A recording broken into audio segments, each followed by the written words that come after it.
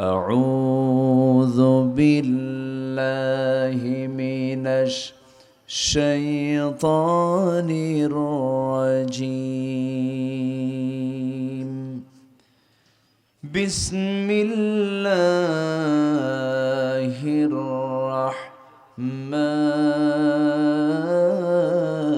الرحيم.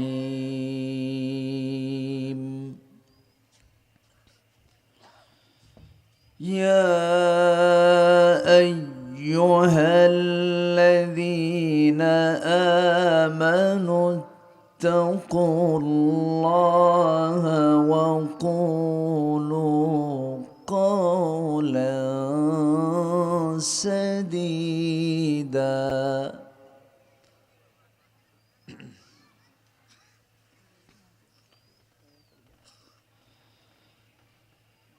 يصلح لكم أعمالكم ويغفر لكم ذنوبكم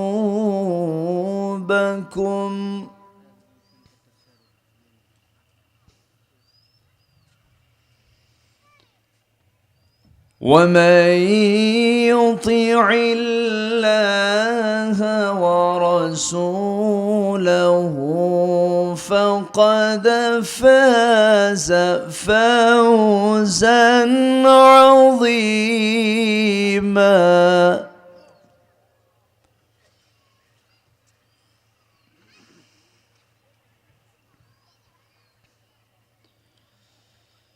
إنا عرضنا الأمانة على السماوات والأرض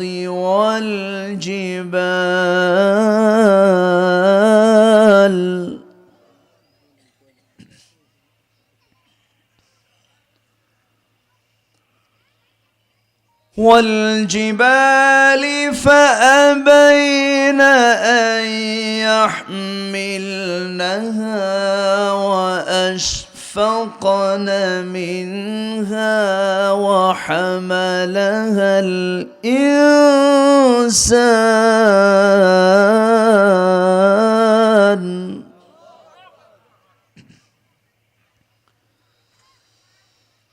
إنه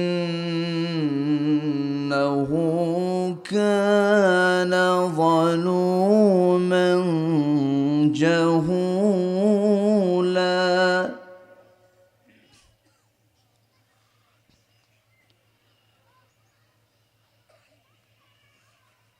ليعذب الله المنافقين والمنافقات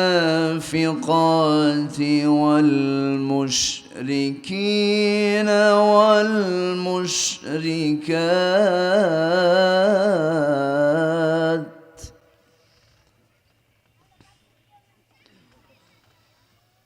ويتوب الله على المؤمنين والمؤمنات وكان الله غفورا رحيما.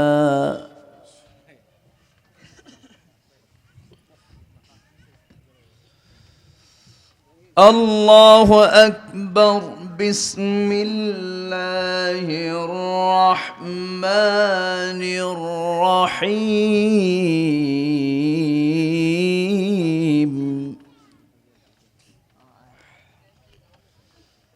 إن الله وملائكته يصلون على النبي يا أيها الذين آمنوا صلوا عليه وسلموا تسليما. اللهم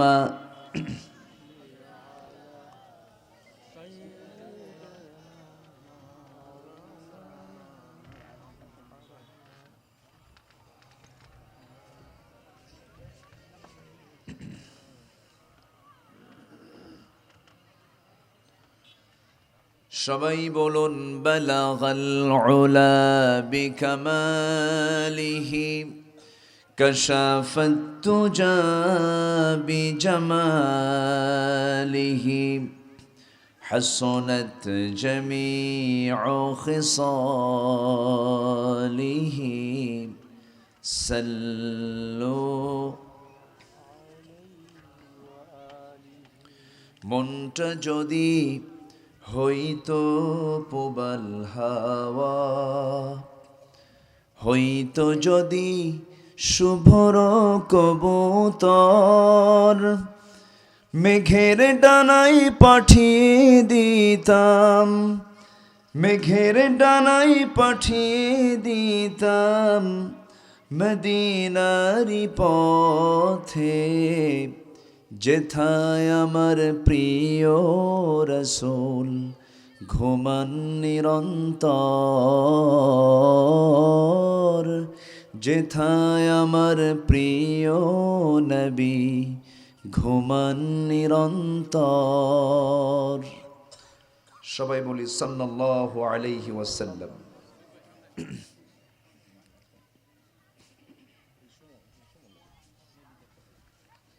প্রাকৃতিক সৌন্দর্যের অপরূপ লীলা অঞ্চল, লীলাভূমি,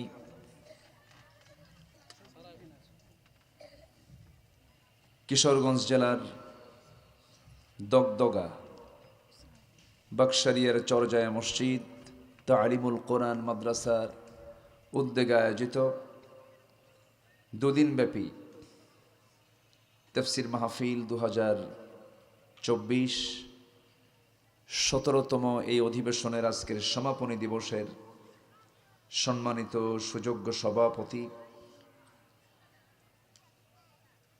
জনাব মাওলানা আবুল বাশার, আজকের এই প্রোগ্রামের বরেণ্য মেহমানবৃন্দ, হযরত উলামায়ে কেরাম, ফদলায়ে ইজম, সুশীল সমাজ, জাতির শ্রেষ্ঠ সন্তান শিক্ষক মণ্ডলী, জাতির শ্রেষ্ঠ সন্তান শিক্ষক মণ্ডলী, আজকের মাহফিলের প্রধান আকর্ষণ যাদেরকে নিয়ে আজকের এই সাজানো গোছানো এই মহৎ আয়োজন, তাওহীদের পতাকাবাহী, কালেমার ঝান্ডাবাহী, দ্বীন ইসলামের নরসারদুল বীর মুজাহিদ, প্রাণ প্রিয় সম্মানিত দ্বীনি ভাইরা, আড়ালে বসে আছেন শ্রদ্ধেয়া সম্মানিতা মা বোনেরা, আলোচনার সূচনায় আনুষ্ঠানিকতার মধ্য দিয়ে আমার পক্ষ থেকে আবারও দিল খোলা সালাম, আসসালামু আলাইকুম ওয়া রাহমাতুল্লাহি ওয়া বারাকাতুহু। সবাই কেমন আছেন?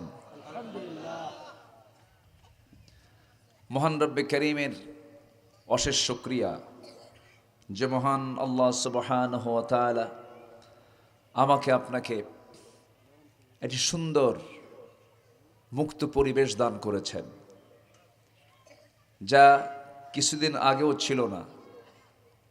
মাহফিল ছিল যেখানে, প্রশাসনিক বাধা ছিল সেখানে। এক কথায় তাফসীর মাহফিলকে তারা মনে করত এটা আমাদের শত্রু, এটাকে বিপক্ষ মনে করত।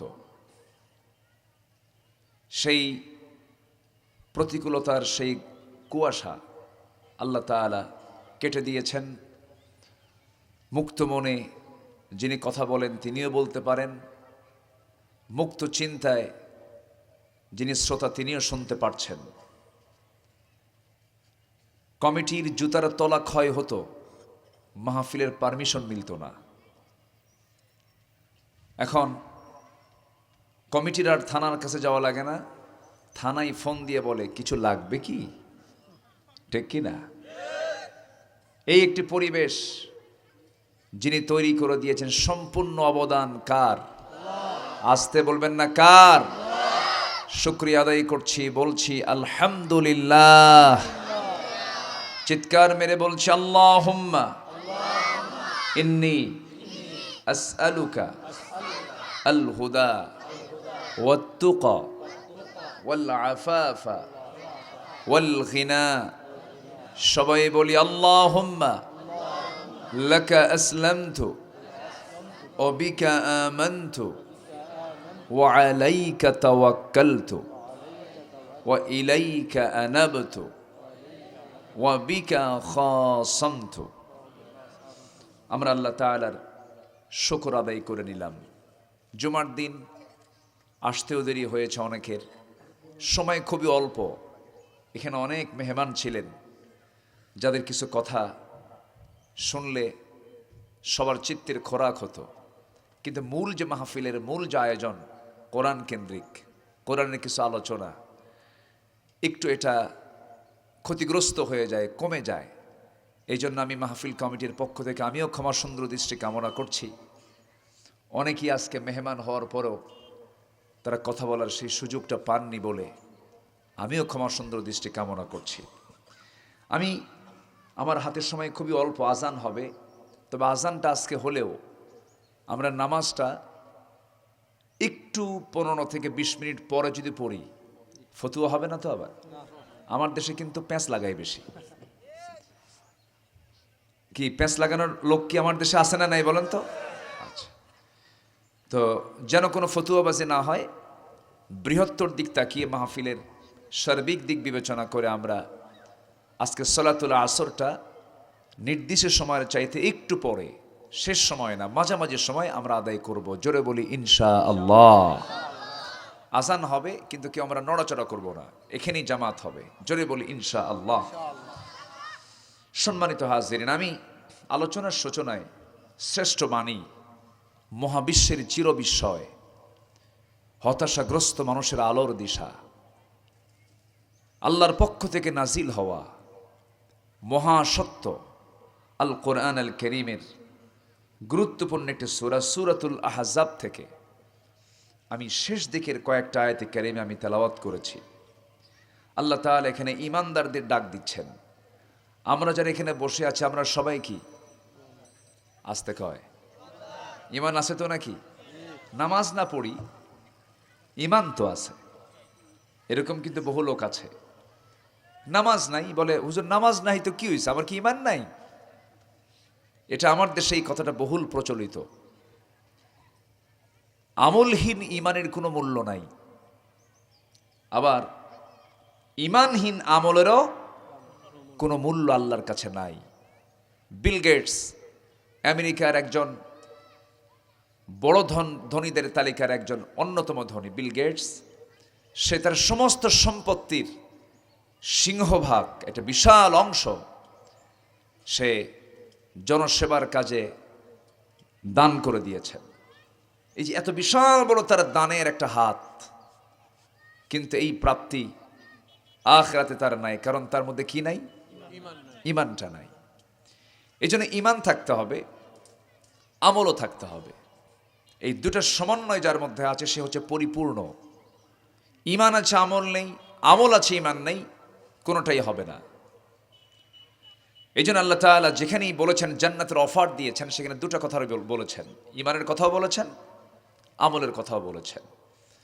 আল্লাহ রাব্বুল আলামিন বলেন, ইন্নাল্লাযীনা আমানু ওয়া আমিলুস সালিহাতি কানাত লাহুম জান্নাতুল ফিরদাউসি নুজুলা খালিদিনা ফিহা লা ইয়াবগুনা আনহা হিওয়ালা।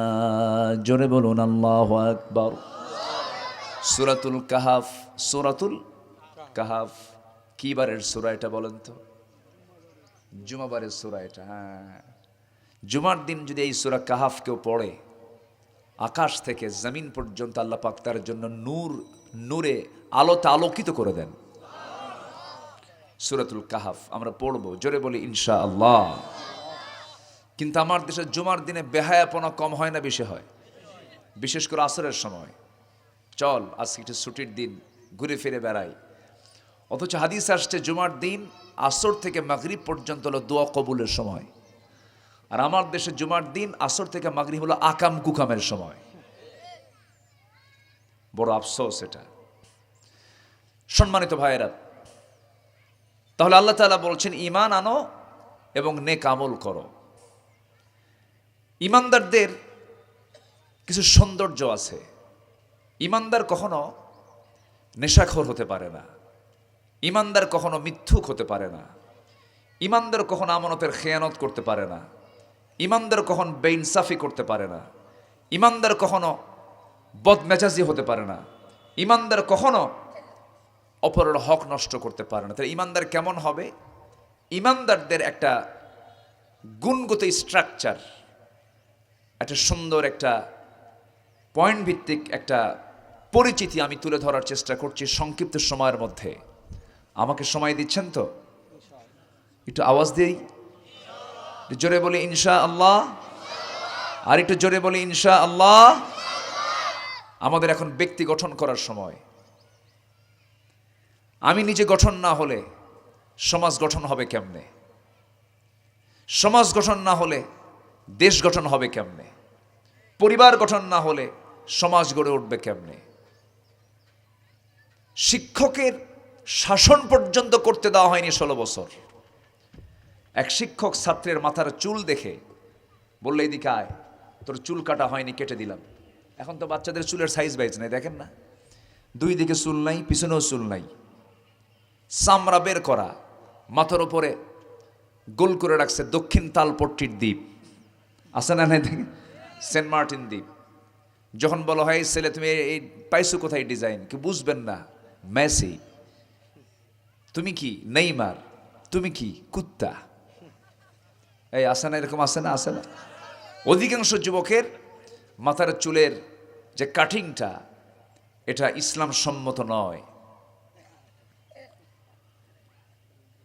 সম্মানিত ভাইয়েরা,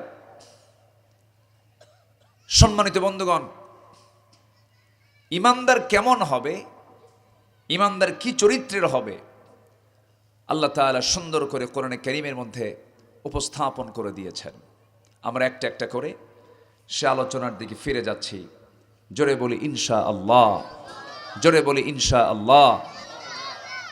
স্যার চুল, আপত্তিকর চুল দেখে কেটে দিয়েছেন, ছাত্র গিয়ে কোর্টে মামলা করছে, শিক্ষক অ্যারেস্ট হয়নি?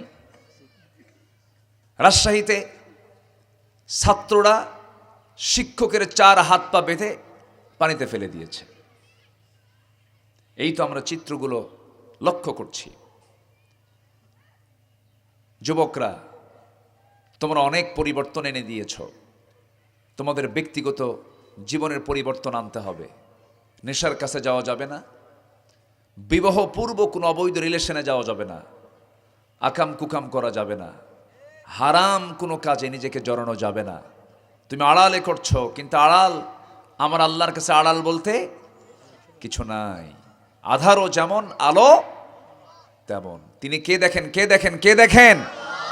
আল্লাহ দেখেন।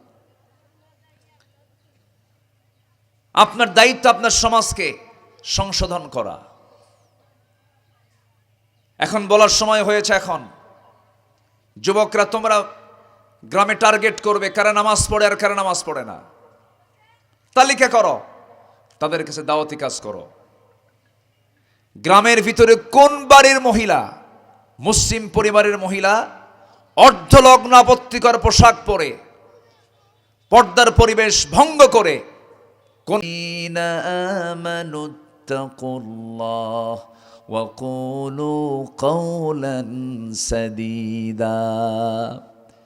হিমানদারেরা, তোমরা আমি আল্লাহ আমাকে ভয় করো।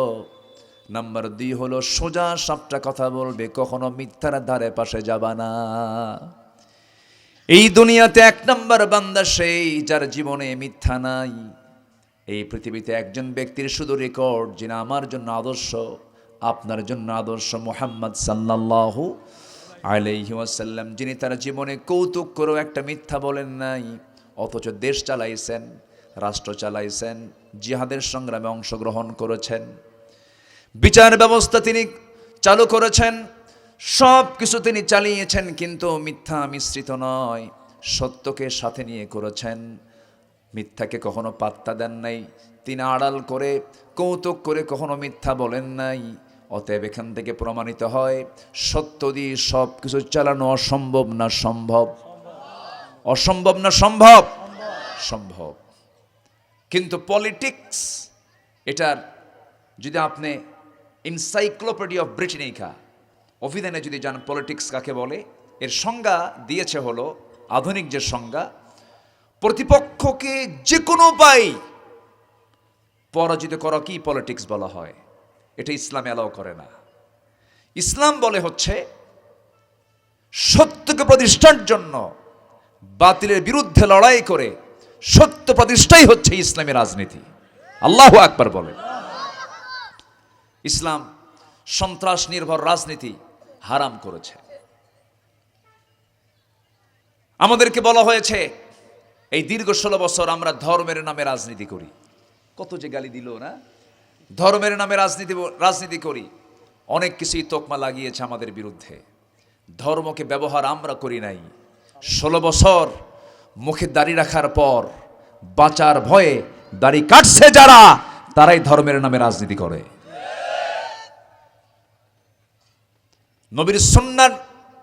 নবীর সুন্নাহকে সামনে রেখে তারা দাড়ি রাখে নাই। নিজের সুবিধা অসুবিধার জন্য তারা দাড়ি রেখেছিল। জানেন না? আপনারা জানেন না? হ্যাঁ, দাড়ি কাটছে, নৌকায় চড়ছে। বন্ধু একখান সাথে ছিল আইনমন্ত্রী, নৌকার ভেরে না, ধরে ফেলছে কোস্টগার্ড। গিয়ে বলছে, স্যার আপনাকে চিনি, আপনাকে থানায় যেতে হবে, নচেত আমার চাকরি থাকবে না। দেখেন, চাকরি দিল কিন্তু তারাই। আইনমন্ত্রী বলে, আমি কি একা আসছি নাকি? আমি তো জামাতের সাথে আসছি। কিসের সাথে? জামাতের সাথে। আমার সাথে আরেকজন আছে। কে? কই যে কে? চেনা তো যায় না। মাথার চুল কালো, পরনে লুঙ্গি, গায়ে গেঞ্জি, মুখে দাড়ি নাই। লোকটা কে? ভালো করে দেখো, ওটাই দরবেশ। সম্মানিত ভাইয়েরা, নির্বাচনের আগ দিয়ে বলেছিল, আমার মনে আছে, আমার কান সাক্ষী, আমি নিজের চোখে শুনেছি, নিজের চোখে দেখেছি এবং কানে শুনেছি, আগামী নির্বাচনে আমরা বিজয়ী হতে পারলে মদিনার সনদে দেশ চালাবো। দেখছেন কি ফাউল কথা! যাদের চিন্তা চেতনার সাথে মদিনার সনদের কোনো মিল নাই, কত বড় ধর্মকে তার ব্যবহার করেছে। আজকে যদি একটা মানুষ যদি মানুষ হতে চায়, শুধু একটা আমল দরকার, যে আয়াত থেকে আমি তেলাওয়াত করেছি, একটা আমল দরকার, মিথ্যা বলবা না, আল্লাহর কসম সে জান্নাতি। যেরকম সুবহানাল্লাহ। এটা কি আমার কথা? আমি আব্দুল্লাহ, আমার কথা নয়, আল্লাহর কথা। সূরাতুল আহজাব ৭০ নম্বর এবং ৭১ নম্বর আয়াত বাড়ি থেকে মিলায় নেবেন। একটা কথা আমি বানায় বলছি না, শুধু একটা আমল করো, মিথ্যা ছেড়ে দিয়ে সত্য বলো, সত্যের সাথে থাকো। তোমার ভুল আমল, তোমার গুনাহ আমি আল্লাহ পরিবর্তন করে সওয়াব দিয়ে তোমাকে জান্নাত দিয়ে দেব। কার কথা? আল্লাহর কথা। আল্লাহ রাব্বুল আলামিন বলেন, يصلح لكم أعمالكم ويغفر لكم ذنوبكم ومن يطع الله ورسوله فقد فاز فوزا عظيما। জোরে বলুন আল্লাহু আকবার। তুমি যদি সত্য কথা বলতে পারো, তোমাদের আমলগুলো আল্লাহ রাব্বুল আলামিন ইসলাহ করে দিবেন, সংশোধন করে দিবেন, এবং তোমাদের জীবন অর্জিত যত গুনাহ করেছে সমস্ত গুনাহগুলো মাফ করে দিবেন।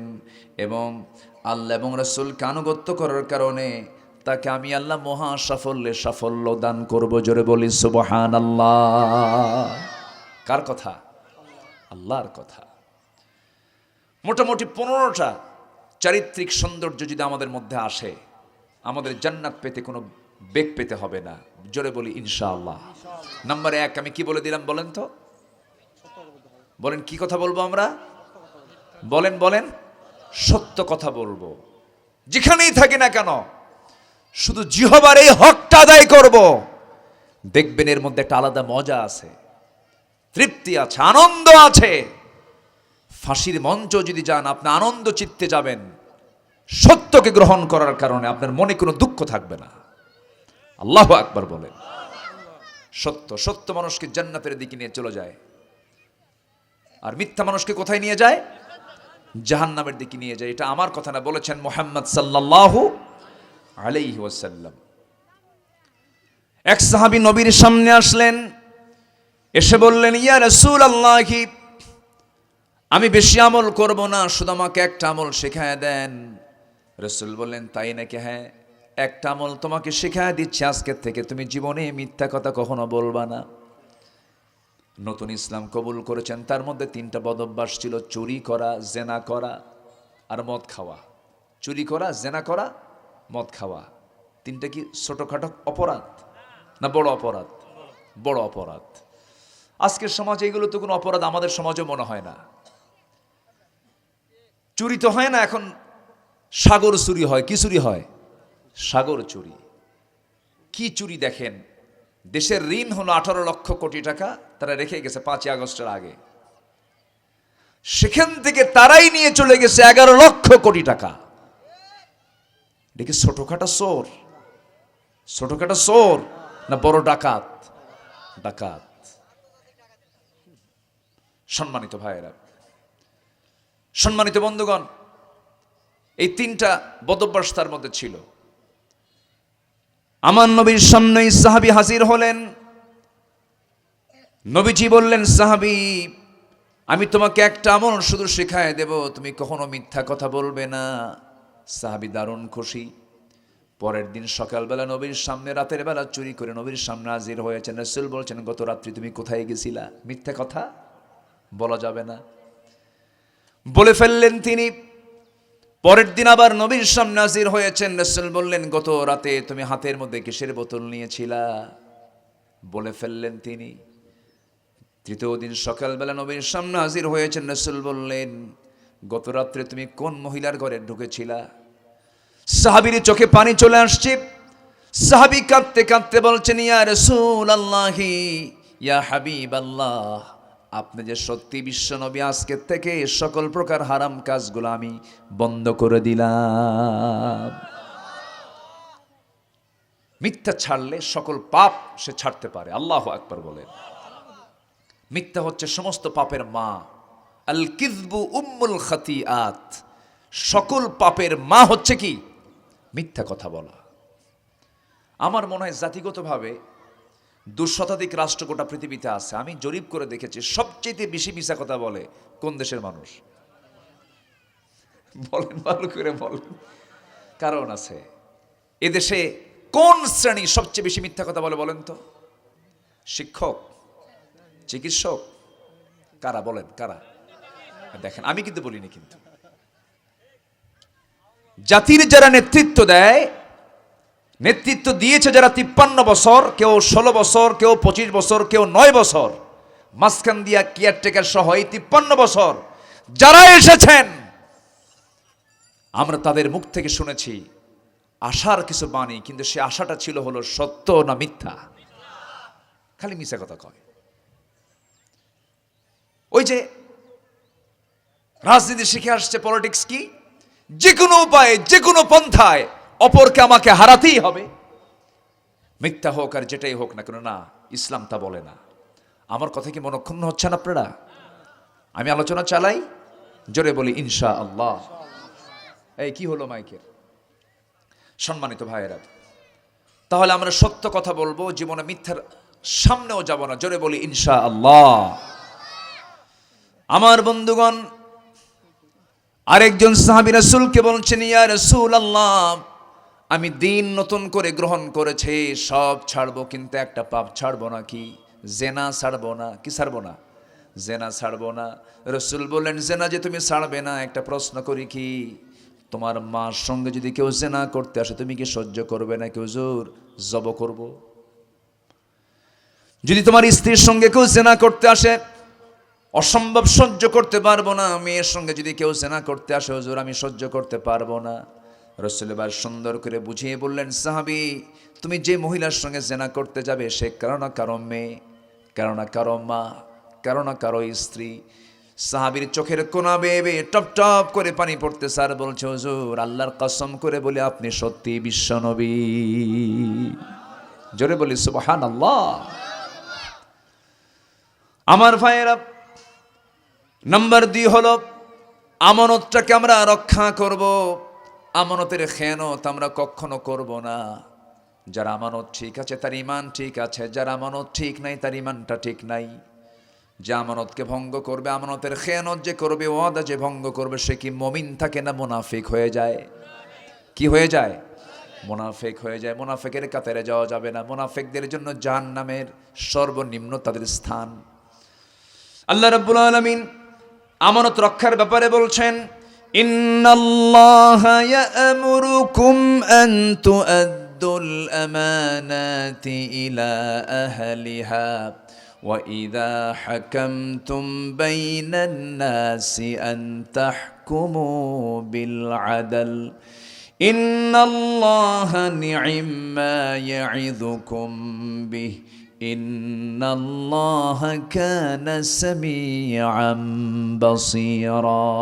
জোরে বলুন আল্লাহু আকবার। আল্লাহ তাআলা অর্ডার দিয়েছেন তোমরা আমানতটাকে রক্ষা করো, আমানতের খেয়ানত করতে যেও না। শুধু আমানতের একটা ছোট্ট একটা এক্সাম্পল দেব, একটু মনোযোগ দিয়ে শুনবেন। একজন খলিফা ছিলেন, তার নাম হলো ওমর। কি নাম বলেন? নাম শুনছেন তো? কয় নাম্বার খলিফা বলেন বলেন? এগুলো তো আমাদের জানা দরকার সবার আগে। আজকে ইয়াং ছেলে পেলেগুলো ইসলামের হিস্টোরি না জেনে, সিলেবাসে নাই তো, সিলেবাসে পড়ে নাই, ইসলামের হিস্ট্রিগুলো জানে না। তারা কি জানে? উইকেট কে বেশি পাইছে, সেঞ্চুরি কে বেশি করছে। ইসলামের দ্বিতীয় খলিফা কে? ওমর। অনেকদিন আগে এক মাহফিলে বললাম, ওমরে ফারুককে চিনেন কারা কারা? সামনে থেকে এক ছেলে দাঁড়ায় বলে, হুজুর আমি চিনি। কে? আমাদের বাড়ির দোতলায় ভাড়া থাকে। আমি তাকে বললাম, তুমি 100 100 পাইছো, কারণ তোমার এলেম যদ্দূর, তোমার জবাবও তত দূর পর্যন্ত হয়েছে। তুমি ফার্স্ট হয়েছো, তুমি পুরস্কার পাইছো। সাইয়েদনা ওমর, যাকে স্টাডি করে ভারতের স্বাধীনতা আন্দোলনের একজন অন্যতম নেতা, একজন হিন্দু ভদ্রলোক শ্রী মহাত্মা গান্ধী বলেছিলেন, অশান্ত পৃথিবীকে শান্ত করার জন্য মুসলমানদের শাসক ওমরের মতো একটা শাসক পৃথিবীতে দরকার। ওমরকে কি পরিমাণ তিনি স্টাডি করেছিলেন, অথচ আজকে মুসলমান ওমরের স্টাডি জানে না। আব্রাহাম লিঙ্কনকে জানে, ওমরের ইতিহাস জানে না। কার্ল মার্কস লেনিনকে চেনে, ওমরকে চেনে না। অথচ ওমর কে ছিলেন? অর্ধ দুনিয়ার শাসনকর্তা। তার হাতে এক বোতল মধু, এক বোতল কি মধু নিয়ে এসেছেন, রাষ্ট্র থেকে পেয়েছেন। 5টা পরিবার এটা সমান ভাগ হবে এক বোতল মধু। কয় পরিবারে? এর মধ্যে ওনার পরিবার একটা। বাড়িতে এসে বউকে ডাক দিয়ে বলছে, বউ আমার, এই যে এক বোতল মধু, মধুটাকে সুন্দর করে 5 ভাগে ভাগ করতে হবে। এর মধ্যে 1 ভাগ আমরা পাবো, আর বাকি 4 ভাগটা সমান করে প্রতিবেশীর হাতে হাতে দিয়ে আসবা। স্ত্রীর হাতে মধুর বোতল দেওয়ার 1 মিনিট যেতে না যেতেই আস্তে করে বলছে, স্ত্রী মন খারাপ করো না, বোতলটা আমার হাতে দিয়ে দাও, আমি তোমাকে মাপতে দেব না, ভাগ করতে দেব না। বলুন তো, এই আচরণ যদি কোনো স্বামী স্ত্রীর সঙ্গে করে, ক্যাসাল কি শেষ না ক্যাসাল শুরু? আসতে কয়, ক্যাসাল শেষ না ক্যাসাল শুরু? তুমি আমার এরকম করে অবিশ্বাস করো? সাইয়েদনা ওমর ফারুক রাদিয়াল্লাহু তাআলা আনহু বোতলটা হাতের মধ্যে নিয়ে তিনি করলেন কি, এক প্রতিবেশীর ঘরে গিয়ে বলছেন, প্রতিবেশী শোনো, এই যে মধুর বোতলটা দিয়ে গেলাম, সমান ভাগে 5 ভাগ করবে, 1টা ভাগ আমার বাড়িতে দিয়ে আসবে, বাকি 4 ভাগ তোমরা নিয়ে নিবা। তার অংশের মধু তিনি হাতের মধ্যে নিলেন, স্ত্রীর হাতে দিয়ে বলছে, স্ত্রী আমার, আল্লাহর কসম করে বলি, আমি তোমাকে যে মধুর ভাগ করতে দিয়েছিলাম, বোতলটা দিয়েছিলাম, তোমার হাত থেকে নেওয়ার কারণ সন্দেহ নয়, আমি তোমাকে অবিশ্বাস করেছি এমন করে আমি তোমার কাছ থেকে মধুর বোতলটা নেই নাই। আমি তোমার কাছ থেকে মধুর বোতলটা নেওয়ার কারণ হলো, এই যে মধু, এটা তরল জিনিস, লিকুইড জিনিস। এই মধুকে ভাগ করতে গিয়া 1 ফোঁটা হোক 2 ফোঁটা হোক মধু তোমার হাতে লেগে যাবে, এতটুকুন মধু তুমি সমান ভাগ করবে কেমনে? এই জন্য 2 ফোঁটা মধু আমাদের ভাগে আসুক, এটা আমরা চাই নাই মনে করে মধুভাগের দায়িত্ব আমি প্রতিবেশীর কাঁধে দিয়ে দিয়েছি। একটু জোরে বলি সুবহানাল্লাহ, একটু জোরে বলি সুবহানাল্লাহ। এটার নাম আমানত। এটার নাম কি? আমানত। অর্ধ দুনিয়ার শাসনকর্তা, দেশে অভাব চলতেছিল, চরম সংকট, দরিয়ায় পানি নাই।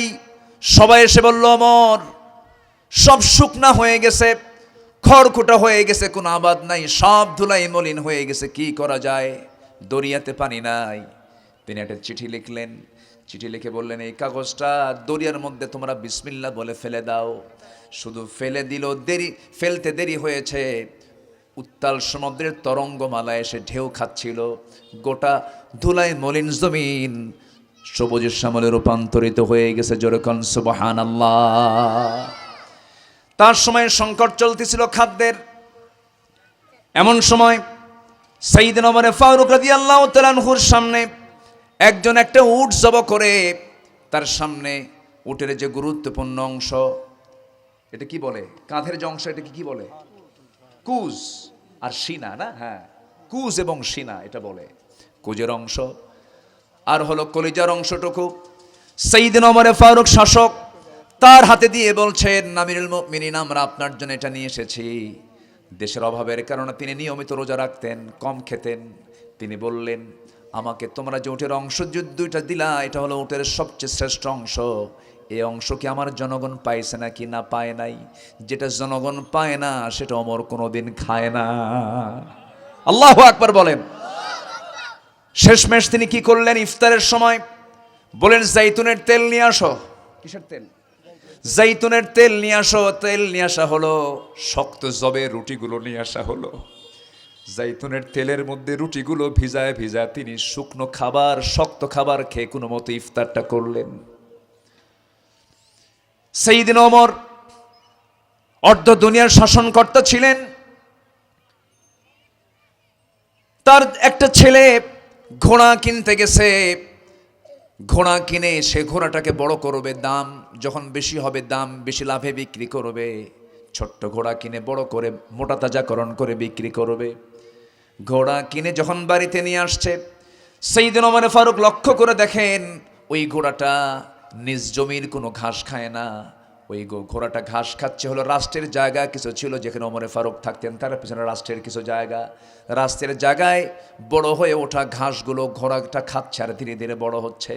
ওমর ফারুক মনে মনে চিন্তা করছেন, দেখি ঘোড়াটা কোন দিন বিক্রি করতে যায় আমার ছেলে। ঘোড়া বিক্রি করা শেষ। যেদিন ঘোড়া বিক্রি করে বাড়িতে ফিরে আসবে, এমন সময় দরজায় দাঁড়ায় বলছে, আমার কলিজার টুকরার সন্তান, ঘোড়া বিক্রি হয়েছে নাকি? হ্যাঁ। কিনছিলা কত? এত। বিক্রি করলা কত? এত। লাভ হয়েছে কত? এত। এই লাভের টাকাটা দয়া করে রাষ্ট্রীয় কোষাগারে জমা দাও, কারণ ঘোড়া তোমার হতে পারে কিন্তু ঘাস হলো রাষ্ট্রের জায়গা। আল্লাহু আকবার বলেন। এটার নাম আমানত। এটার নাম কি? আমানত। আমার বন্ধুগণ, অনেক লম্বা লম্বা কথা, সময় তো অল্প। 15টা চারিত্রিক সৌন্দর্য নিয়ে আমরা নিয়ে যাব আজকে। ইমানদারের যে সৌন্দর্য থাকা উচিত, সত্য কথা বলবি ইমানদার। বলুন তো, যে ঘরে এখানে এখানে পায়খানা, এখানে পায়খানা, এখানে পায়খানা, সেটা হচ্ছে গরুর ঘর। কিসের ঘর বলেন তো? গরুর ঘর। গরুর ঘরে চেনার জন্য গরুর ঘরের মধ্যে কি থাকে? গোবর থাকে। যখন কোথাও আপনি ধোঁয়া দেখবেন, ধোঁয়ার আর নিচে কি থাকে? আগুন থাকে। এটা হচ্ছে লক্ষণ। আমি ইমানদার, তার লক্ষণ হলো ইমানদার কখনো মিথ্যা কথা বলবে না, সে সত্যবাদী হবে।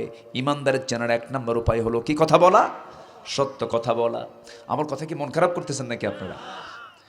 কিন্তু আজকে মামলা করতে গেলে, মামলা কোর্টে গিয়ে যেতে গেলে সত্য কথা বলতে হয় না মিথ্যা কথা বলতে হয়? বলেন বলেন বলেন। মিথ্যা কথা বলতে হয়।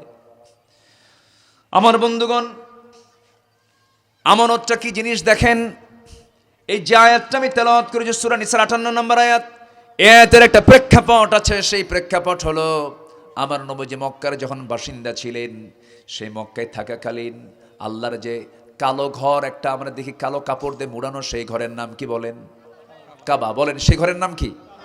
মক্কা হচ্ছে নগরের নাম। মক্কা কিসের নাম? নগর। আর কাবা হলো ঘরের নাম।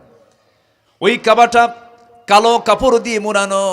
ওটার মূল স্ট্রাকচারে তৈরি করেছিলেন ইব্রাহিম আলাইহিস সালাতু ওয়াস সালাম। আল্লাহ পাক সবাইকে যাওয়ার তৌফিক দান করুন, জোরে বলি আমিন।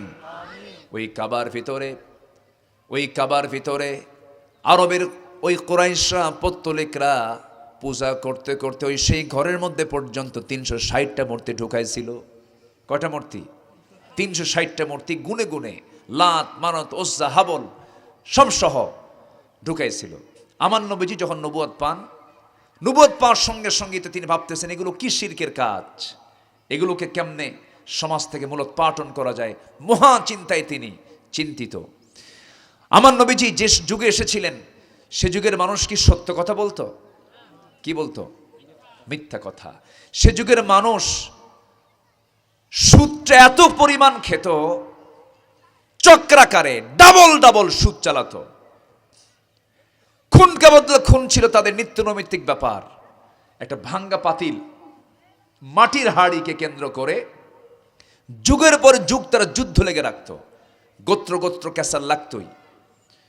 এমনকি মেয়েদের কোনো মূল্যই ছিল না, মেয়েদেরকে তারা জীবন্ত পুঁতে হত্যা করত মেয়ের সন্তান হলে পরে।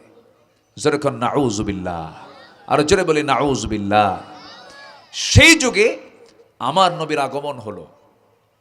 রাসূল এসেই বললেন আমার কাছে 3টা জিনিস প্রিয়, এর মধ্যে সবচাইতে প্রিয় হচ্ছে আমার মা। জোরে কর সুবহানাল্লাহ। এবং রাসূল বলে দিলেন একটা নারীর পায়ের নিচে আল্লাহ পাক জান্নাত রেখে দিয়েছেন। যার ঘরে 3টা মেয়ে আছে তার জন্য 3টা পৃথক জান্নাত। আল্লাহু আকবার বলেন। নারীদের অধিকার প্রতিষ্ঠা করেছেন মুহাম্মদ সাল্লাল্লাহু আলাইহি ওয়াসাল্লাম। সেই নারীদের আজকে দশা কি? মাহফিল আজকে মা বোন আসছে কিনা জানি না, শুনতেছে তো সবাই না? সেই নারীদের সম্মান সম্ভ্রম প্রতিষ্ঠার জন্য রাসূল কি না করেছেন, নিজের চোখে দেখেছেন, নিজের কানে শুনেছেন। এক সাহাবী নবীর সামনে দাঁড়িয়ে বলে, হুজুর ইসলাম তো কবুল করলাম, কিন্তু একটা দুঃখ কি, আমার জীবনের সব গুনাহ আপনি বলেছেন মাফ হয়ে গেছে, আমার মনে হয় একটা গুনাহ আমার এখনো মাফ হয়নি। রাসূল বলেন তুমি কি গুনাহ করছো বলো। হুজুর আমার কাছে প্রত্যেকটা রাত চরম লম্বা রাত মনে হচ্ছে, শুধু একটা টেনশন, এমন একটা ভুল করেছি আমার মনে হয় সেই ভুলটা আল্লাহ পাক মাফ করবেন না। কি করেছো? নিজের হাতে নিজের মেয়েকে আমি খুন করেছি। রাসূল বললেন কেমনে করলা বলো তো। আমার নবী যে মাঝে মাঝে লম্বা লম্বা কথা শুনতেন, সাহাবীদের মনের কথাগুলো অনেক লম্বা সময় দিয়ে শুনতেন। একদিন এক সাহাবী এরকম আসরে হঠাৎ করে দাঁড়ায় গিয়ে বলে, হুজুর আমার একটা ওয়াজ আপনাকে শুনতে হবে। কি ওয়াজ বলো?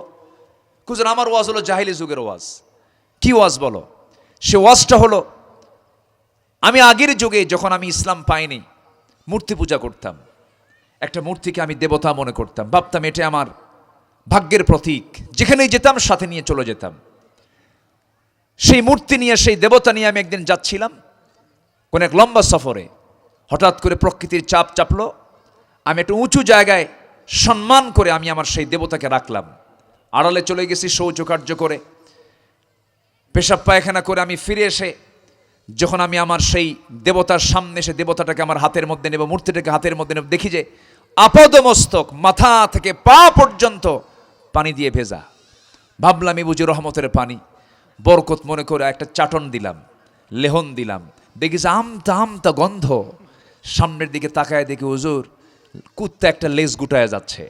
সাহাবে কেরাম একটু আওয়াজ দিয়ে হাসলেন। নবীজি মুস্কি মুস্কি হাসি মেরে বলেন, ওয়াজ তো কেবল শুরু, এরপরে কি করলা কও।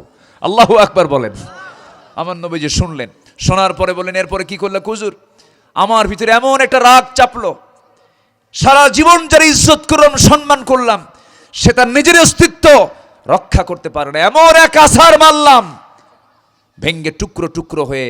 এমন রবকে আপনার কাছে এসে পাইছে, এমন রবের সন্ধান যিনি আকাশের মালিক জমিনের মালিক আল্লাহ রাব্বুল আলামিন। আল্লাহু আকবার বলে।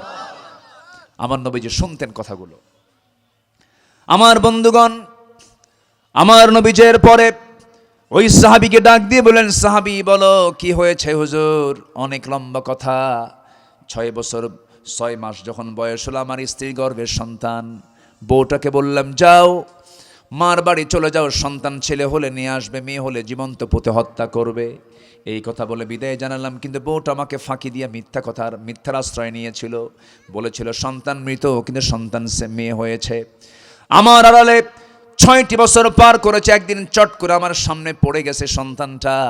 আমার মতো হাত, আমার মতো পা, আমার মতো চোখ, আমার মতো কপাল, আমার মতো চুল, সুন্দর চেহারা হুজুর।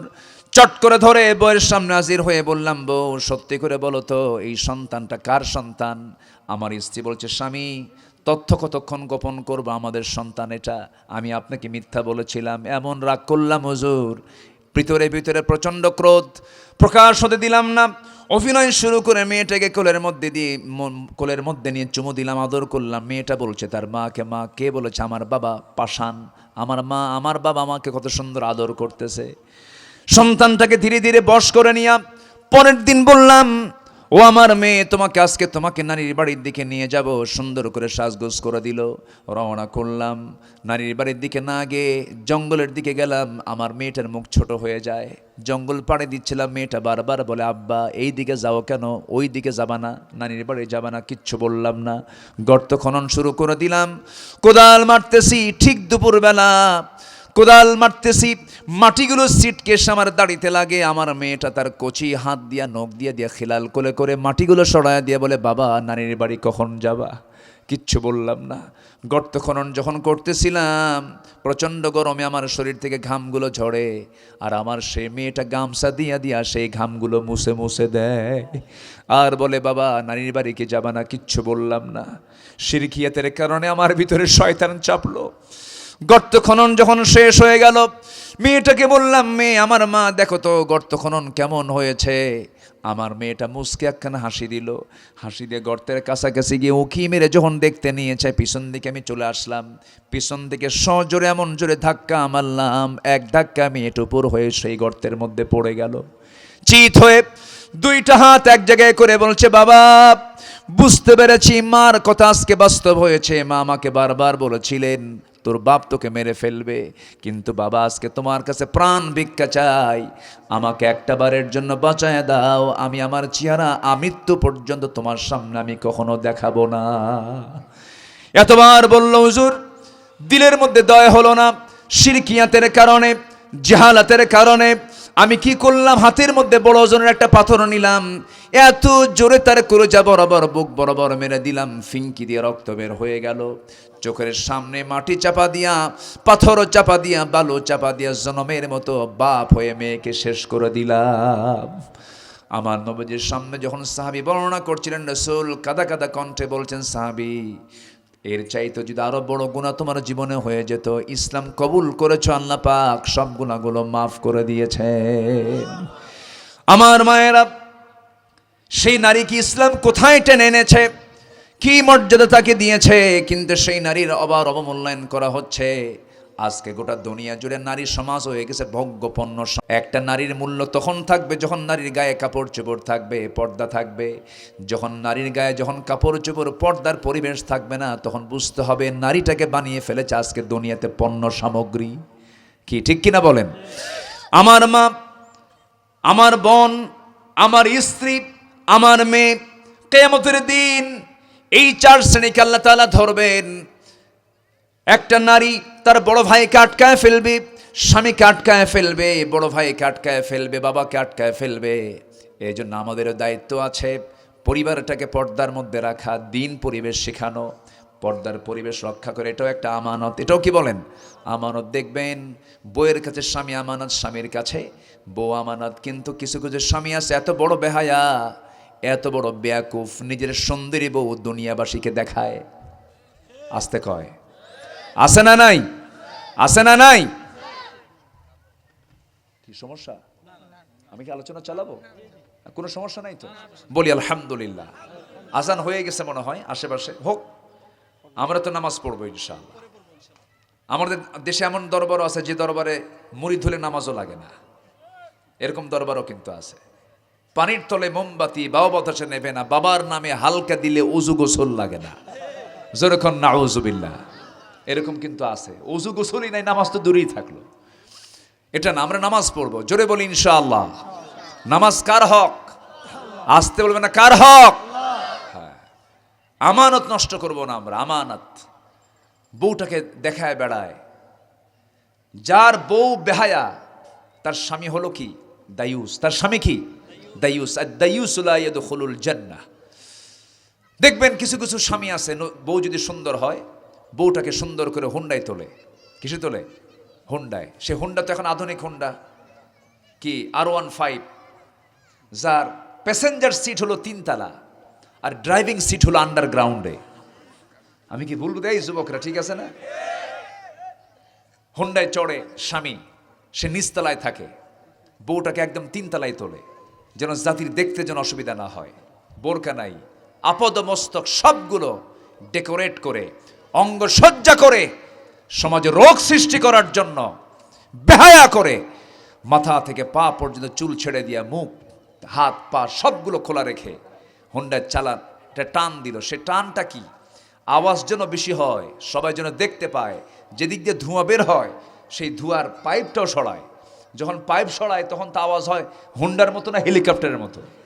হেলিকপ্টার আওয়াজ। এই কি চায় রে? জাতির নজর দিল ওই দিকে। এটি কি আমানত রক্ষা হলো না আমানতের খেয়ানত হলো? খেয়ানত হলো। আমার রাসূলের পেছনে নবীজি দাঁড়ায় আছেন, দরজায় পিছনে দাঁড়ায় আছেন আম্মা জান আয়েশা সিদ্দিকা রাদিয়াল্লাহু তাআলা আনহা। রাসূল বলছেন যে আয়েশা তুমি ভিতরে চলে যাও, আমার এক সাহাবী আমার সঙ্গে দেখা করতে আসতেছে। আম্মা জান আয়েশা মুস্কি হাসি মেরে বলেন, যে সাহাবী আপনার সঙ্গে দেখা করতে আসে ওনার তো চোখই নাই, উনি আমাকে দেখবে কেমনে?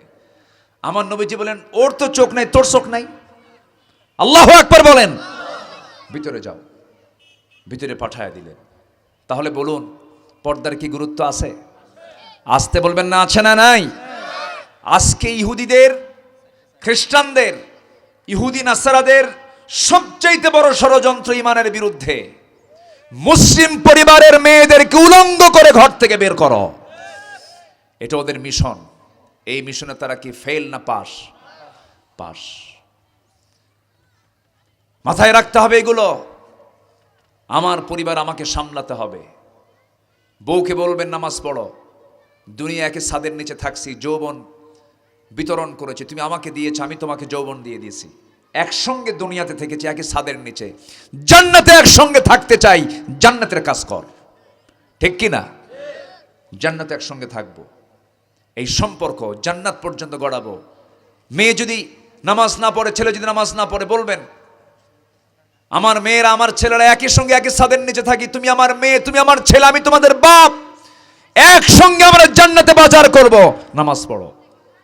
শুনবে না কেন? কেন শুনবে না? অবশ্যই শুনবে। আমরা দাওয়াতি কাজ করব। জোরে বলি ইনশাআল্লাহ, আর জোরে বলি ইনশাআল্লাহ। আমার নবীজি ওই মক্কার যে কঠিন সিচুয়েশন, কাবা শরীফের ভিতরে কয়টা মূর্তি বলেন তো? 360টা মূর্তি। নবীজির মেজাজ তো খারাপ, যেগুলো সরাবো কোন দিন। একদিন তার মনে হলো যে আমি একটু কাবা শরীফের ভিতরে গিয়ে নামাজ পড়ব। বাংলাদেশের একজন ব্যক্তি, ঐতিহাসিক ব্যক্তি তিনি, যিনি সৌদির আমন্ত্রণে কাবার ভিতরে গিয়ে নামাজ পড়ার সুযোগ পেয়েছিলেন। তিনি হচ্ছেন শহীদ আল্লামা দেলাওয়ার হোসেন সাঈদী রাহিমাহুল্লাহ। আলহামদুলিল্লাহ। তিনি আসলে কেমন যেন একটা নির্বাচিত ব্যক্তি মনে হয় আমার কাছে। তিনি যে আল্লাহওয়ালা ছিলেন আমার কাছে কোনো সন্দেহ মনে হয় না। আপনাদের কাছে কি মনে হয় জানি না আমি। কত বড় আল্লাহওয়ালা তিনি। আজ থেকে 25 বছর আগে বলেছিলেন গাছের গোড়ায় নড়া দেওয়া হবে, 12 কোটি মুসলমান মিলে গাছের গোড়ায় নাড়া দেওয়া হবে, মামু বাড়ি দিল্লি গিয়ে পড়বা। পড়ে নাই? আজ থেকে পড়ে নাই? পড়েছে। উনি আজ থেকে 20-25 বছর আগে বলেছিলেন বাংলাদেশের ইতিহাসে এমন একটা সময় আসবে নাস্তিক মুরতাদেরা পালানোর জন্য একটা ইঁদুরের গর্ত খুঁজে পাবে না। পাইছে? ওই যে একটা মানিক নাম না কি নাম, বিচারপতি, ও কালা মানিক না, কালা বলা দরকার, কালা তো আল্লাহ বানাইছে, শামসুদ্দিন মানিক। এই বেয়াকুফ কত বড় বেয়াদবি করেছে। 2 বছর আগে, আজ থেকে 2-2.5 বছর আগে আমার নামেও 116 জন আলেমের তালিকা করেছিল। আমরা নাকি রাষ্ট্রদ্রোহী কথাবার্তা বলি। 116 জন আলেমের তালিকার ভিতরে আমার নামটা ঢুকাইছিল। আমি ওর কোনোদিন দেখিও নাই, আমার চিনল কেমন আল্লাহ জানে। 2 বছর যায় নাই,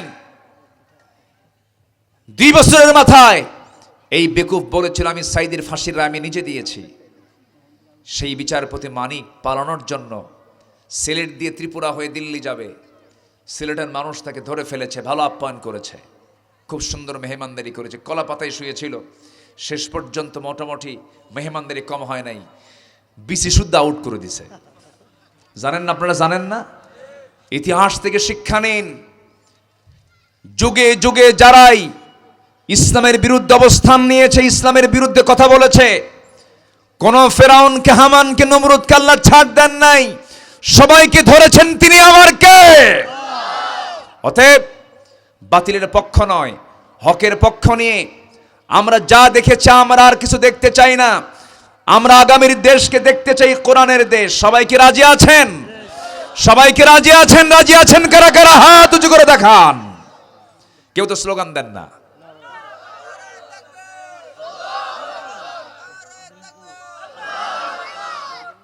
আল কোরআনের আলো, কোরআন আছে যেখানে, নারায়ে তাকবীর। আমি দিলাম স্লোগান, লোক নাই তো। কিছু কিছু জায়গায় থামানো যায় না, আমি যে থামাবো সেই লোকটাও পাই। মানে এত তাদের ভিতরে ইসলামের চেতনা কাজ করে। আলহামদুলিল্লাহ, অভ্যস্ত হয়তো আপনারা কম, ধীরে ধীরে অভ্যাস হবে। জোরে বলি ইনশাআল্লাহ।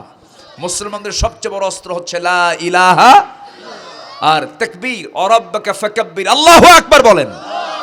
এটা সবচেয়ে বড় অস্ত্র। এটা এই আওয়াজ শুনলে সকল বাতিল শক্তি লেজ গুটায়া পালায়। আল্লাহু আকবার বলেন। এর চাইতে বড় আওয়াজ পৃথিবীতে আর নাই। সম্মানিত ভাইয়েরা, সময়টা খুব দ্রুতই চলে গেল। কেউ যাবেন না? একজন এই বসেন, বসেন। ধমক দিলাম মনে হয়। আপনাকে ধমক দেওয়ার কারণ হচ্ছে মহব্বত, রাগ করা যাবে না। আপনাকে দেখে আরেকজন উঠবে, আবার মাহফিলের সৌন্দর্য নষ্ট হবে। এই যে মেহমান আসছেন, এই যে মেহমান একজন আসছেন, আরো মেহমানরা আসছেন। আচ্ছা, সম্মান দেওয়ার দরকার আছে না নাই বলেন তো? আচ্ছা, যে সম্মান দেবে সে সম্মান পাবে, যে বেইজ্জত করবে সে বেইজ্জত হবে, ঠিক কি না? এই জন্য আমরা একটু বসেই তো ছিলাম। শেষ কাজ হবে দোয়া করা, নামাজ পড়ে এখান থেকে বিদায় নেওয়া। আগে দোয়া হবে, এরপরে নামাজের জন্য আমার প্রস্তুতি নেব। তার আগ দিয়ে কি চলবে? সবাই কি বলেন চলবে? আচ্ছা, জি ঠিক আছে। আমরা নামাজের সময় তো চলে আসছে। জি, একটা কথা এখানে আসছে, সেটা হলো মসজিদ দোতলা না, এখানে দোতলা করবেন, এটা ছাদের প্রয়োজন না? ছাদের জন্য তো রড লাগবে, সিমেন্ট লাগবে, বালু লাগবে, সময় দরকার ছিল। এখানে বিশেষ কিছু মেহমান এখানে আছেন। আমার মনে হয় আবু বকর কয়জন হয় বলেন তো? আবু বকর কয়জন বলেন? কয়জন? একজন। ওমর কয়জন? একজন। তো এরকম বিশেষ যদি কোনো ব্যক্তি থাকেন, কমন ভাবে, ঢালাও ভাবে চাওয়ার সময় এখন নাই আর। হয়তো সবাই কিছু দিবেন আল্লাহর ঘরের জন্য, 2, 4, 5, 10, 50, 100, 500 দিবেন, সমস্যা নাই। যদি না থাকে, যদি বিড়ি থাকে বিড়িও দিবেন। কথা বোঝেন নাই?